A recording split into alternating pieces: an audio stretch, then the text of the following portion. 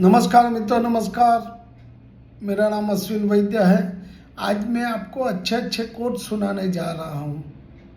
सत्य की नाव पर अलग आप बैठे हो।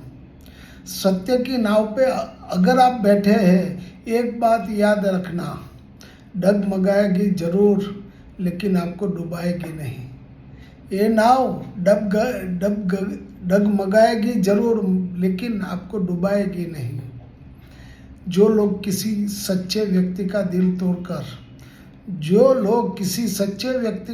तोड़कर किसी तीसरे के पास खुशी ढूंढने जाते हैं, वो अक्सर धोखा खाते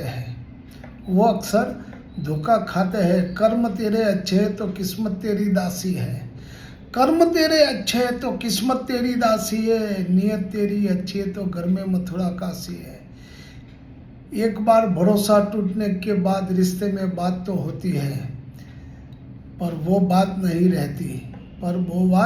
रहती। जीवन में केवल दो ही वास्तविक धन है, समय और सांसें। दोनों ही एकदम निश्चित और सीमित है।